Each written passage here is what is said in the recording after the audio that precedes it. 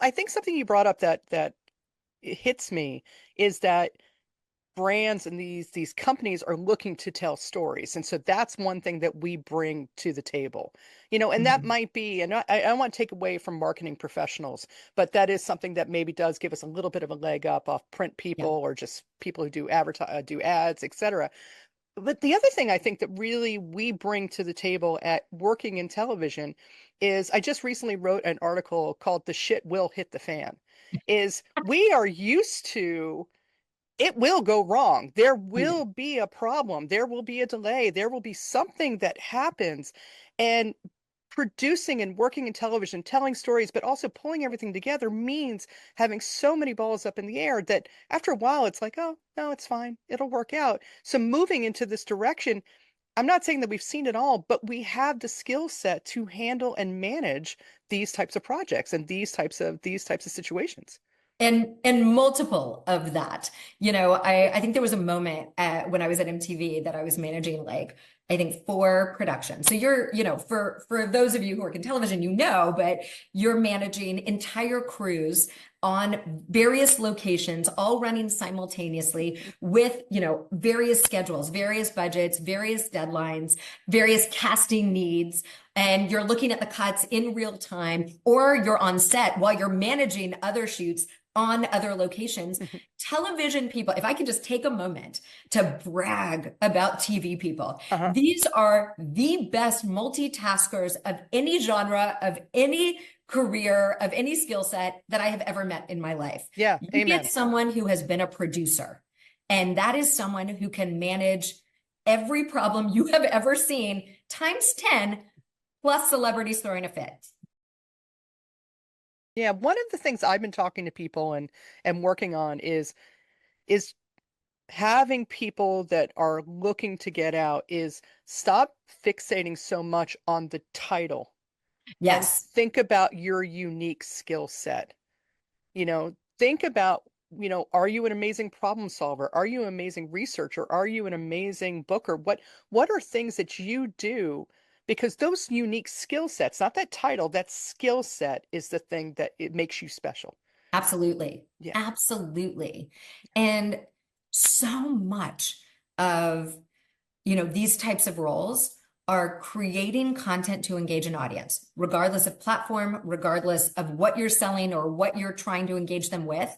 And that skill set alone is universal, whether it's pharmaceuticals or tech or media or, you're selling bicycles, whatever it may be, you have that unique skill set that transcends.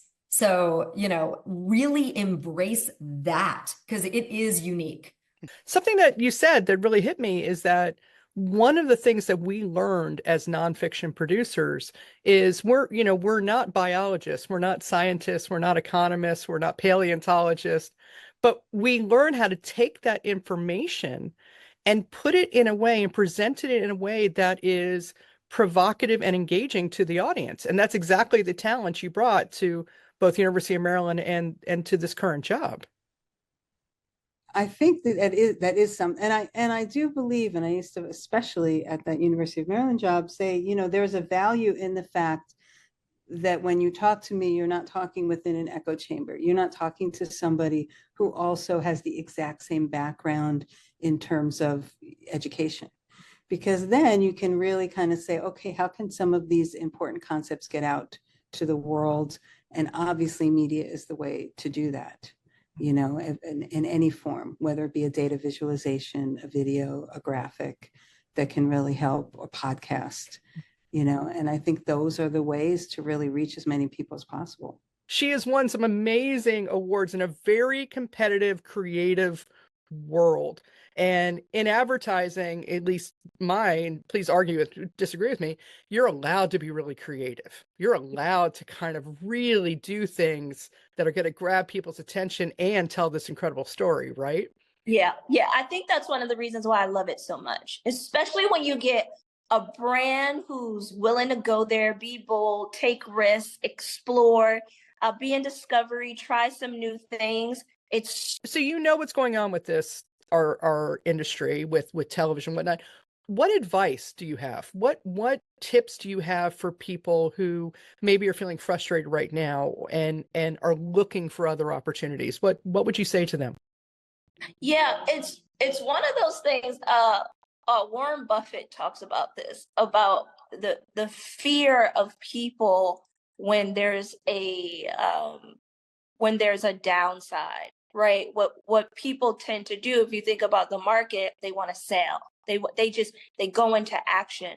I think this is the perfect opportunity to hit pause and to audit yourself, audit your vision, audit your dreams, audit your skill set, and to use that same creativity that we use to create content, to relay a message, to sell a product, to put something on Bravo, to entertain, to move people through in a documentary, to take action for a social cause. Use that same creativity and apply it to ourselves, to think about what is possible? What can I do with all the things that I've learned in my 1 year as a PA or my 10 years as an executive producer in scripted television?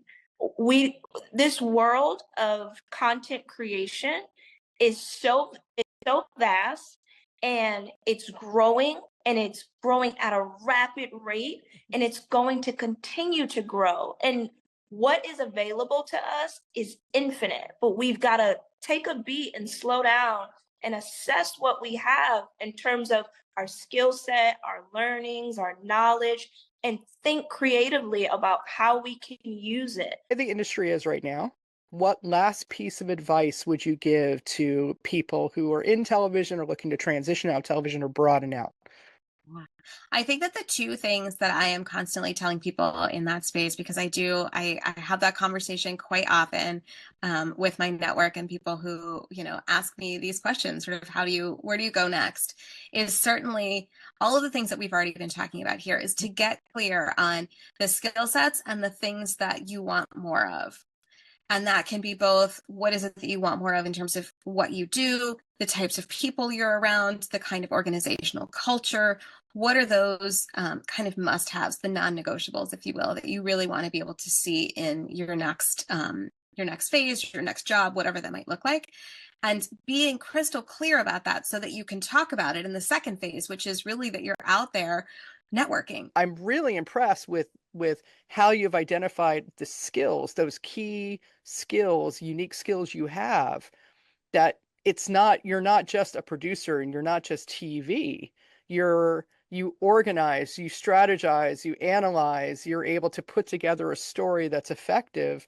And those are all things that go way beyond television. That's not just limited to 5 acts, 4 commercial breaks, signposting, all these kind of television terms that I'm using. These are all things that we have to do, just to tell the audience, in case you're not in television, these are things we have to do when we structure a story for commercial breaks, is to make sure people come back. We amp up the drama, we amp up different things. So we have these little nuggets that people come back and they're really fascinated by. So, but those skills apply when you're doing a 30-second piece or you're doing any other type of project too. Yeah, 100%. They do. And that was a relief for me, to see how they translated. The challenge, of course, is the tech. It's a different tech stack. It's a different tech world. So, it took me a while to get up to speed on that. But, just like TV, there's a million things that I'm always going to be learning because the tech is constantly changing. But the principles are the same. Mm-hmm. And it's really the principles that I think are really the value, because that's the strategy. That's why am I communicating what I'm communicating, and who am I communicating it to, and what action do I want that person to take? What would you say were some of the skill sets you just mentioned, kind of jumping back and forth? What was the skill set or skill sets that allowed you to kind of float in between production and development, would you say? Storytelling, a big one. Mm-hmm. I think that was the biggest, and I think that's what I think I was most sought after for, was the storytelling aspect. Yeah, and I mean, so, just having being able to dig into a topic know what was logistically possible. So having the production side of things, when I pitch something, I'd be able to flag it, I think, more easily, having been on the production side, knowing what was possible, what wasn't possible, and not totally pitching something that was out of the ballpark of budget and logistics. And I think also just the interviewing skills, being able to connect with people, know who would make a good character, why, that sort of thing, helping put out their story.